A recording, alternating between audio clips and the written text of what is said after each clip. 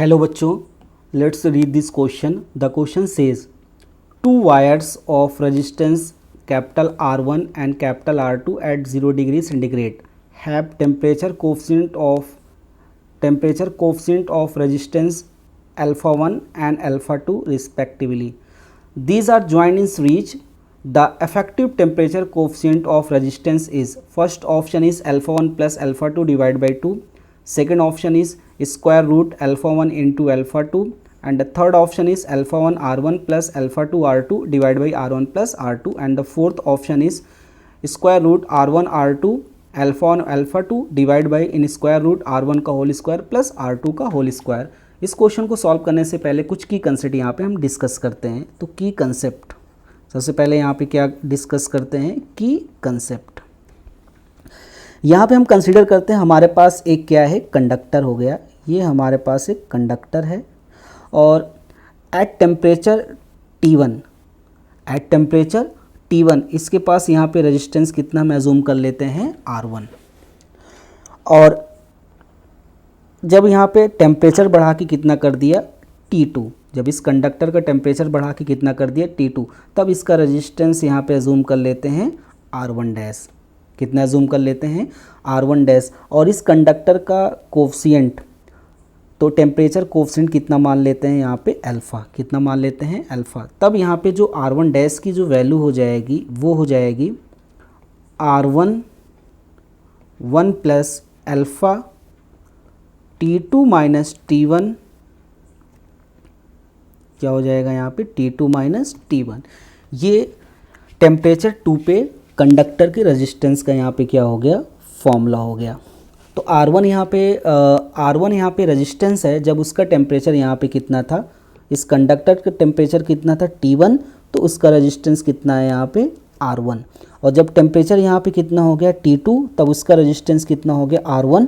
तो R1 dash की value यहाँ पे आ गई, R1 dash equal to R1 1 plus alpha T2 minus T1.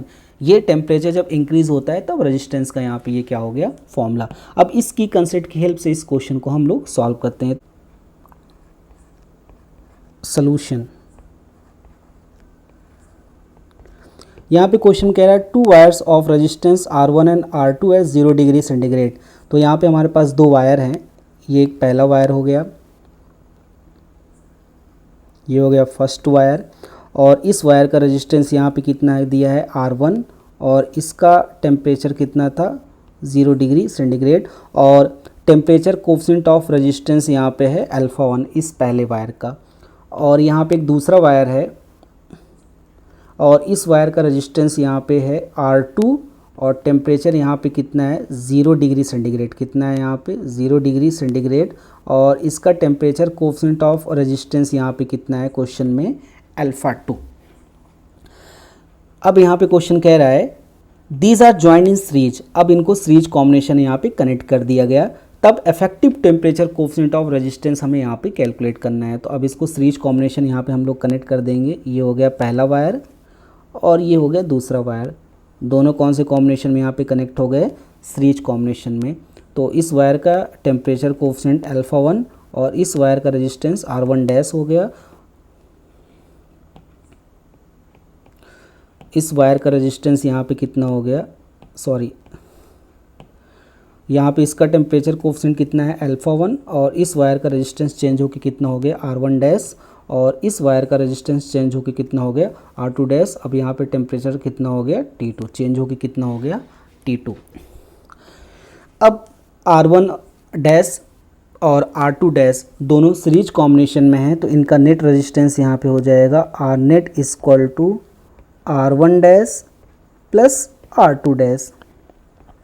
तो R नेट की जो वैल्यू हो जाएगी R1 डैश, तो R1 डैश की जो वैल्यू हो जाएगी इसकी कंसेप्ट की हेल्प से R1 डैश की वैल्यू यहाँ पे हो जाएगी R1 bracket 1 plus alpha 1 into T2. ये हो गया R1 डैश की वैल्यू. अब सिमिलरली R2 डैश की वैल्यू हो जाएगी R2 1 plus alpha 2 into T2. ये हमने आर नेट यहाँ पे कैलकुलेट किया. हमने आर नेट की वैल्यू यहाँ पे कितनी कैलकुलेट की है, R1 bracket 1 plus alpha 1 T2 plus R21 plus alpha 2 T2। अब इसको आगे सॉल्व करते हैं। यहाँ पे आर नेट इक्वल टू हो जाएगा R1 plus R1 alpha 1 T2 plus R2 alpha 2 T2, या इसको लिख सकते हैं R1 प्लस R2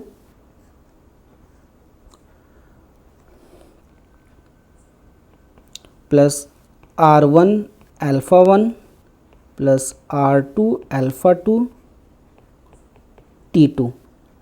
यहाँ से R1 प्लस R2 कॉमन ले लेंगे तो यहाँ पे बच जाएगा 1 plus R1 alpha 1 plus R2 alpha 2 divide by यहाँ पे हो जाएगा R1 plus R2 into T2। ये हमने यहाँ से कंसीडर कर लिया, ये हमने यहाँ से आर नेट यहाँ पे कैलकुलेट कर लिया।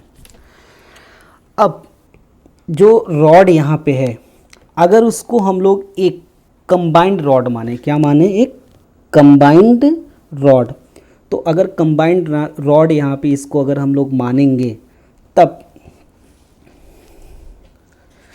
तब यहाँ पे उस कंबाइंड रॉड का जो नेट रेजिस्टेंस आएगा, कंबाइंड रॉड का नेट रेजिस्टेंस आ जाएगा R net equal to R1 plus R2। ये दोनों रॉड का नेट रेजिस्टेंस हो गया 1 प्लस अल्फ़ा नेट आ जाएगा, ये net temperature coefficient of resistance into temperature T2।